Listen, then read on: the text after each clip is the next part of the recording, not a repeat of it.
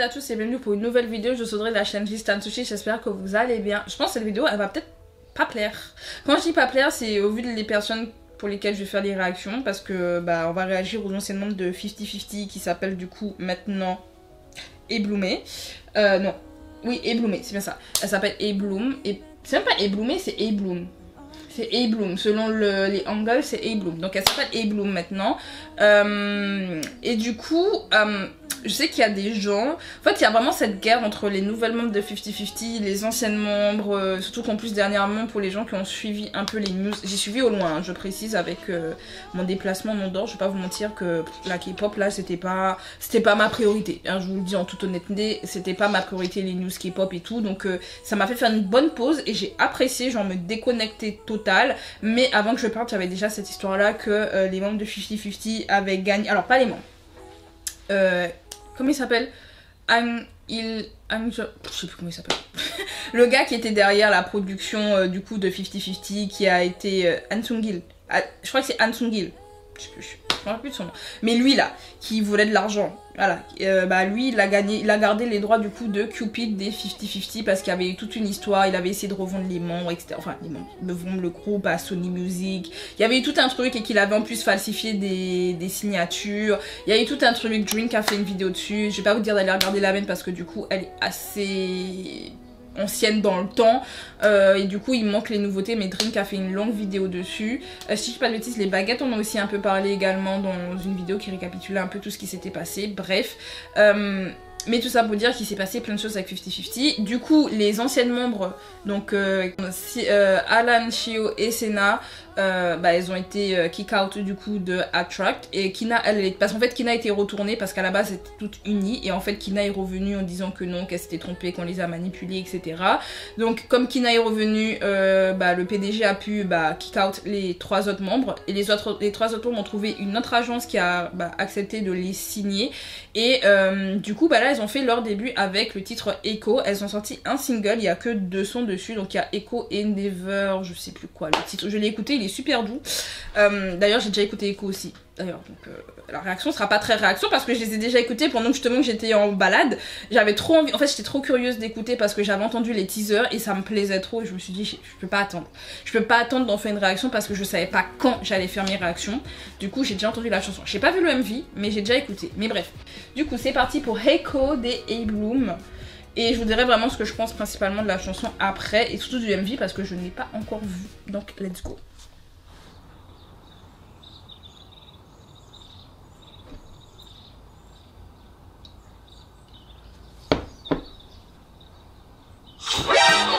On m'a fait sursauter, wesh.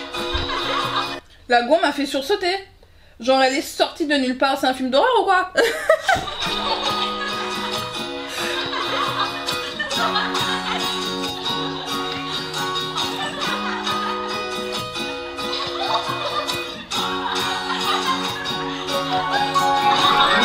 Attendez, elle avait un cœur dans les cheveux? Ils ont fait une couleur? Ah ouais, ils ont fait un cœur. Ok.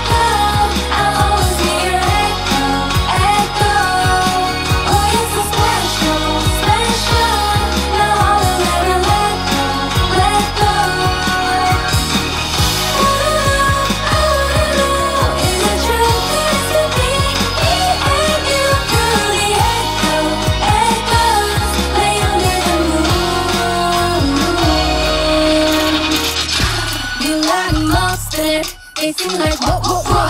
You know we good with it. I'm getting it head to toe. I'm on the top of the hill. You got me falling for dreams. I'll do it all for the thrill.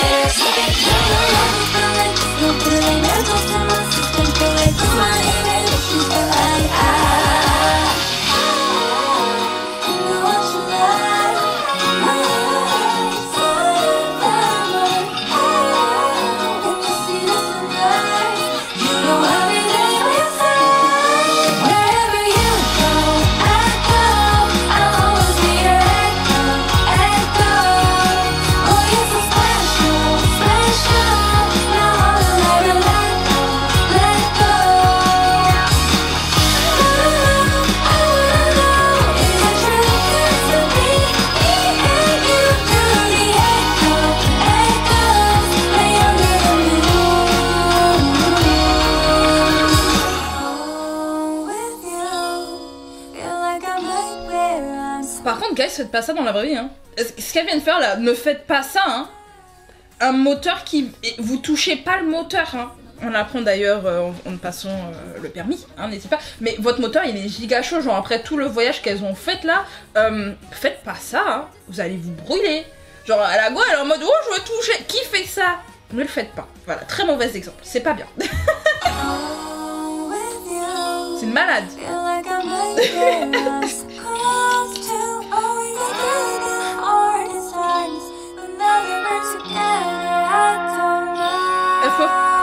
Elles peuvent pas utiliser leur super pouvoir, genre les valises bougeaient toutes seules, elles peuvent pas genre utiliser une valise et rentrer chez elles avec parce que, je dis ça, le moteur est en panne, mais leur valise fonctionnait toute seule. Hein? Elles se poussaient toutes seules. Elles pourraient très bien utiliser leur valise et rentrer chez elles.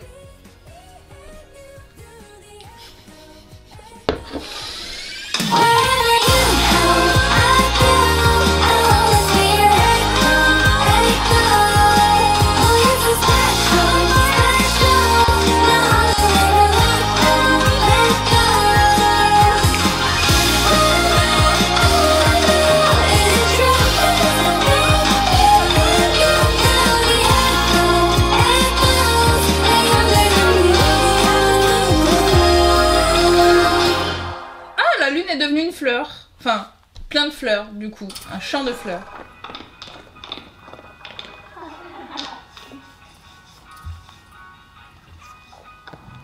Elles sont mignonnes quand même.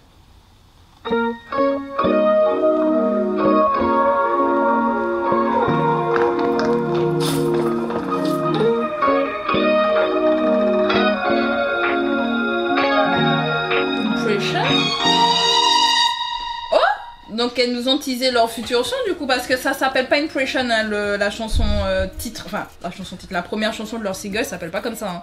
Et c'est pas ce titre, c'est vraiment hyper doux hein. C'est super doux, elles ont des voix incroyables d'ailleurs dessus. Mais ça veut dire que là ce sera leur future chanson, ça s'appellera du coup Impression, je suppose. Alors ce que je pense du coup de la musique, de toute façon vous avez compris, je l'ai déjà écouté en boucle. Voilà, j'aime beaucoup Echo. D'ailleurs je sais pas elle est combien dans mon top Spotify, tiens. Elle est 12e. Voilà, elle est 12e. Ouais, je l'écoute pas mal, quoi. Je l'écoute pas mal. Ouais. Echo, je l'ai pas mal écouté dernièrement. Ouais. Mais en fait, ce que je pense de Echo, c'est que on sent qu'ils ont essayé de reproduire la recette qu'ils ont fait avec Cupid et qui faisait que bah, ça avait marché.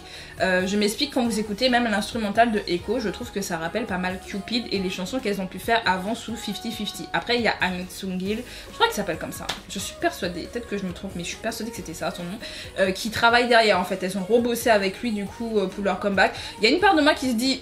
J'étais contente parce que je savais qu'on allait retrouver du coup la patte 50-50 qu'on avait avant qu'elle parte du coup.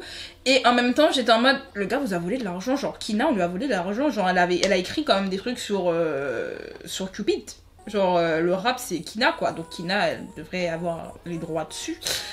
On sent qu'ils ont voulu reproduire du coup le succès de Cupid parce que vraiment je trouve qu'on retrouve dans l'instru vraiment les notes qu'on avait dans Cupid. Pareil la partie rap parce qu'on n'a plus Kina donc elles vont devoir rapper. Bon elles savent le faire. Après je sais qu'il y a des gens qui se disaient ouais mais la partie rap n'était pas nécessaire. Je suis pas totalement contre cette idée là parce que c'est vrai que sans la musique elle est très bien. On n'a pas toujours besoin de rap hein, dans une musique mais étant donné qu'il y en avait quand même dans Cupid, il y a quand même une partie rap et c'est ce qu'on avait. Je vous dis, je pense qu'ils ont essayé de reproduire ce succès là parce que ça avait marché. En soi la musique comme je vous dis je trouve qu'elle est efficace. Après que ça plaise pas, je sais qu'il y avait des gens, bah, quand c'est sorti, hein, et j'avais vu qu'Oreo avait fait du coup une news dessus sur Instagram, et il y avait une personne, le seul commentaire que j'avais vu, parce qu'on avait qu'un seul à ce moment-là, c'est une personne qui disait qu'elle avait pas aimé, et sur le moment j'étais en mode, ah comment ça t'as pas aimé? Genre parce que moi je m'attendais à un truc de fou et du coup j'ai bien aimé. C'est pas non plus la chanson révolutionnaire, mais je trouve que pour la saison elle est top. C'est à dire qu'elle fait très printemps et en même temps elle peut être écoutée également en été. Donc c'est efficace, les voix des filles sont incroyables dessus. Il y a des parties où je trouve que c'est pas hyper bien mixé, dans le sens où bah au début en fait, alors je sais pas si c'est Aran ou Sio qui a, je crois que c'est la voix de Aran. Si je dis pas de bêtises, je crois que c'est Aran qui débute la chanson. Je peux me tromper, hein. Je peux me tromper parce que voilà, mais vous voyez elle commence doucement parce qu'elle utilise une voix douce alors qu'elle a une voix un peu plus grave, et le problème c'est que on l'entend un peu à peine au début et après justement dans le refrain il y a un moment donné quand elle fait Wanano, vous voyez il y a des moments où je trouve que c'est pas hyper bien mixé, à mon avis. Je précise sur ce point là, mais ça n'empêche pas que, en tout cas pour moi personnellement, ça n'empêche pas d'apprécier la chanson et de passer un très bon moment en l'écoutant. Le MV il est très frais, très lumineux, on voit les fleurs partout. Je vous dis c'est pour le printemps, c'est vraiment une chanson printanière et elle rentre vraiment dans le thème. Après bon je sais pas les moyens qu'ils ont cette agence, vu que c'était l'agence des Alice, si je dis pas de bêtises, donc anciennement Elris, c'était leur agence, enfin c'est une sous-agence de l'agence des Alice. Voilà, donc en termes de moyens je sais pas ce qu'il en est, mais en tout cas le MV il reste quand même relativement regardable, il est très frais, elles sont très mignonnes dedans, et je vous dis, moi je dis on sent le côté qu'ils veulent ramener le succès de Cupid, ça se sent. De toute façon c'est un style qui leur va très bien vocalement parlant, et c'est ce qui fait aussi que j'aime beaucoup, hein. J'adore leur voix. Je vous assure quand j'ai écouté Echo la première fois je me suis dit oh purée ça m'avait manqué.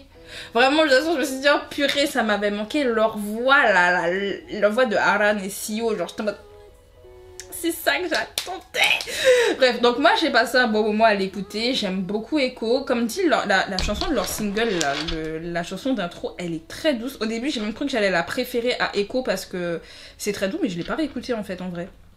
Parce qu'Echo, je trouve qu'elle est assez efficace. La chanson s'appelle Never Far Away. Voilà, prologue. Voilà, donc c'est vraiment la chanson d'introduction. Et je vous dis, c'est très doux, ça va bien avec leur voix et tout. Donc, perso, j'aime bien. En tout cas, qu'est-ce que vous avez pensé du coup de Echo des A-Bloom? Est-ce que c'est une chanson que vous aimez bien ou pas? Je peux pas savoir qui vous soutenez en vrai, peu importe. Je suis pas là pour faire la guerre apologie entre 50-50 et Bloom. Moi, je dis c'est des problèmes d'agence. Voilà, on va mettre le truc sur les agences.